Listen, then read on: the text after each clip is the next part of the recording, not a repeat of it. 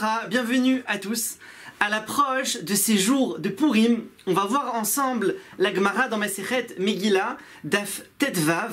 Il y a écrit Balayla Haoum Nadeda Shenat Hamelech. Et voilà que cette nuit-là, le sommeil d'Achashverosh est parti. Il se retournait dans son lit, il n'arrivait pas à dormir. Il a demandé à ce qu'on lui amène le Sefer Azir-Ronot, le livre des souvenirs. Ça veut dire que c'est le livre qui raconte tout ce qui s'est passé dans la royauté.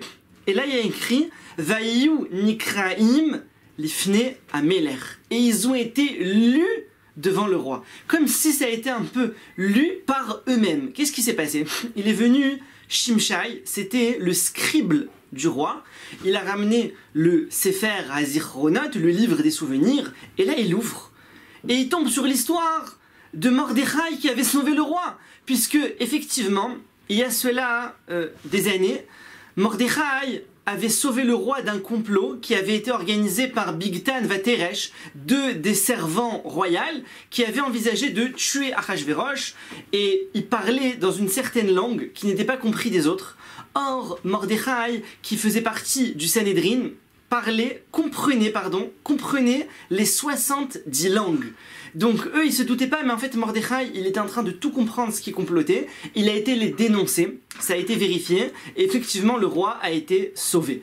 Et là, Shimshai, il ouvre le livre, il tombe devant ça, il essaye de feuilleter à droite, ça revient, à gauche, ça revient. Le roi Achashverosh, il s'impatiente. Il lui dit, mais alors lis, qu'est-ce que tu attends? Et là, il n'a pas le choix, mais qu'est-ce qu'il a fait? Il a pris du Tipex, il a pris quelque chose, il a commencé à effacer l'histoire. Et au fur et à mesure qu'il effaçait, la Gemara elle dit, il venait l'ange Gabriel et il réécrivait. Alors lui il effaçait et en haut ça se réécrivait. Et là il n'a plus eu le choix, il a commencé à lire l'histoire. Et là le roi Achashverosh, il écoute l'histoire et il demande, il se tourne vers les Naharé Hamelech. Alors imaginez, on est le soir, il est tard dans la nuit, dans le palais royal, dans la chambre du roi, et le roi il se tourne vers les jeunes servants, et il leur dit, mais quelle a été la récompense de ce Mordechai? Il a fait maintenant, il m'a sauvé la vie, quelle a été sa récompense? Et là les jeunes servants ils lui disent, il a rien reçu. C'est pas parce que les jeunes servants, ils aimaient Mordechai, c'est parce qu'ils détestaient Haman. Et comme il détestait Haman, en faisant du bien à Mordechai, il savait que ça allait énerver Haman. Donc ils lui ont dit, il n'a rien reçu. Alors le roi, il dit, il faudrait lui donner une récompense. Et là, qu'est-ce qui arrive? Dans la cour royale, arrive Haman. Il arrive Haman tout fièrement, tout joyeux. Il venait de finir la construction de l'arbre qui devait servir à pendre Mordechai. Il avait fini l'arbre, la corde, tout était prêt. Et il arrivait joyeusement pour demander la permission à Achashverosh de pendre Mordechai. Et là, il rentre et Achashverosh lui dit, mais tu tombes bien, j'ai une question. Il y a quelqu'un qui m'a fait du bien et j'aimerais lui rendre ce bien. Comment est-ce que je lui rends? Alors Haman, rempli d'orgueil, il se dit tout de suite, mais c'est moi. Qui est-ce que ça peut être si ce n'est moi que Achashverosh il a envie de récompenser? Qui est-ce que ça peut être celui qui a fait du bien et qui mérite maintenant une récompense? Alors tout de suite il a pensé au mieux. Il a dit, mais un homme comme ça, il faudrait le mettre sur le cheval royal, avec les habits royaux, lui faire la tournée de la ville et annoncer Kacha Yarase, comme ça il sera fait. La Ish Asher Hamelech Chafetz Bikaro, l'homme pour lequel le roi a envie de son bien. Et là, Achashverosh, il lui dit, très bien, tu vas accomplir tout de suite ça à Mordechai. Alors là, Haman, il perd le sourire, il comprend pas, il dit Mordechai, alors il essaye un peu d'esquiver. Il lui dit, mais il y a plein de Mordechai chez les Juifs, duquel il s'agit? Alors Achashverosh, il lui dit, Hayoshev Beshar Hamelech, celui qui est là-bas au palais royal, aux portes du palais royal, c'est ce Mordechai. Et donc là, il n'y avait plus de doute. Alors Haman, il essaie encore d'échapper, et il dit, mais ça lui suffirait juste un village. Viens, on lui donne un village, il prendra de là-bas les impôts, les loyers du village, ou un fleuve. Hein, à l'époque, dans les fleuves, il y avait des ponts. Alors chaque pont, c'était payant pour passer. On lui donne un fleuve, et il prendra les taxes qui sont pratiquées sur ce fleuve. Alors Achashverosh, il lui dit, tu sais quoi? Ça aussi, tu lui donnes. Et donc à ce moment-là, en fait, Mordechai, il était très riche, il a reçu aussi un fleuve et aussi un village. Et là, Haman, n'ayant pas le choix, il se rend chez Mordechai avec le cheval royal, avec les habits royaux. Et là, il arrive, Mordechai était assis, avec tous ses talmidim, en train d'étudier les ilchot à kometz. Comment faire la kmitza, c'est-à-dire prélever la mesure de farine dans les menachot au Beth Amikdash. Il y avait certains korbanot qui s'appelaient des menachot. C'était des offrandes faites de farine et il fallait en utilisant les trois doigts. En utilisant les trois doigts, il fallait piocher d'une certaine manière très précise. Et c'est ce que Mordechai était en train d'enseigner à ses élèves. Et là, quand il arrive, tous les élèves à Mordechai, il leur dit « Il est venu ce rachat pour nous tuer !» Tous les élèves s'enfuient, « Enfuyez-vous !»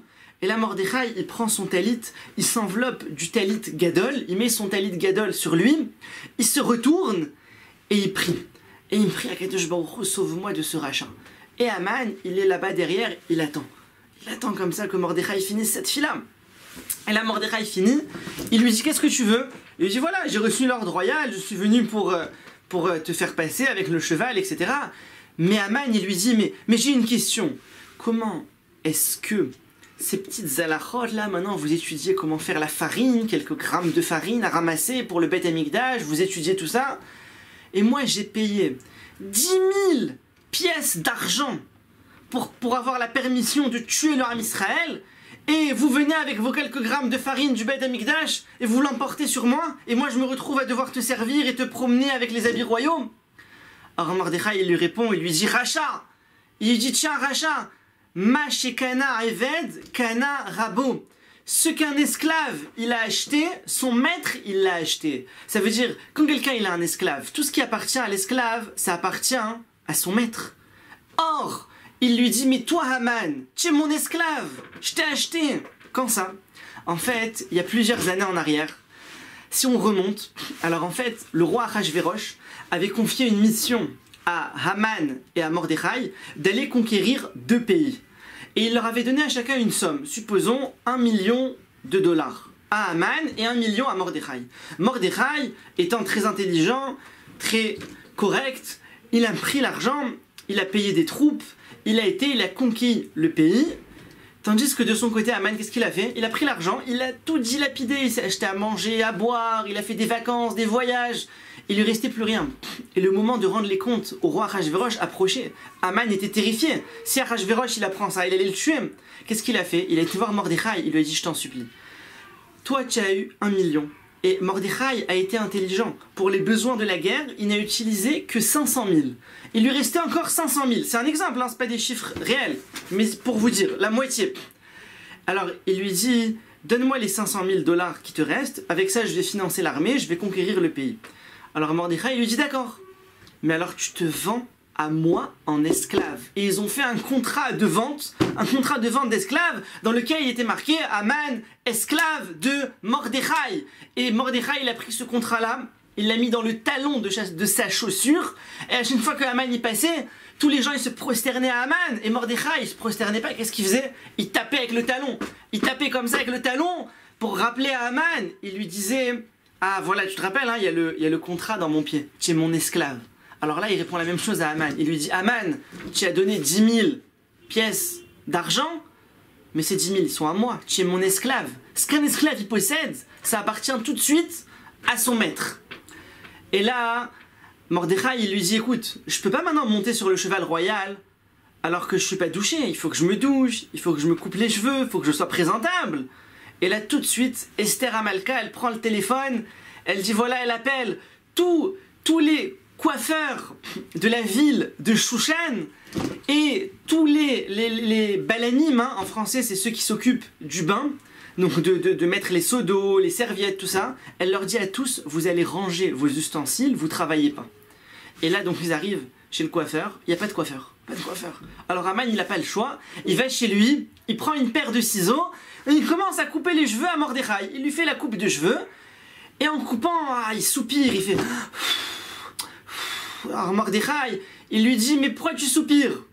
Il lui dit, mais attends, je suis ministre, je suis le second du roi, et je me retrouve à te couper les cheveux. Alors Mordechai lui dit, mais calme-toi Haman, calme-toi, pendant 22 ans, tu as oublié d'où tu viens? Pendant 22 ans, tu étais coiffeur dans le village de Kartsum. Pendant 22 ans, il était coiffeur là-bas, Haman. Et là... Alors, il a fini de le coiffer, Haman lui-même a dû doucher Mordechai, il le fait monter sur le cheval royal, il commence à passer dans la ville. Et là, bien sûr, tout le monde connaît l'histoire. Lorsqu'ils arrivent, et la fille de Haman, elle pensait que celui qui était sur le cheval, c'était bien sûr son père Haman, qui avait été honoré par le roi. Et celui qui tirait le cheval n'était certainement que Mordechai. Alors elle avait pris le pot des gros besoins. À l'époque, il n'y avait pas de toilette. Donc les gens, pour faire leurs gros besoins, ils avaient des grands pots. Et quand ça se remplissait, ils jetaient.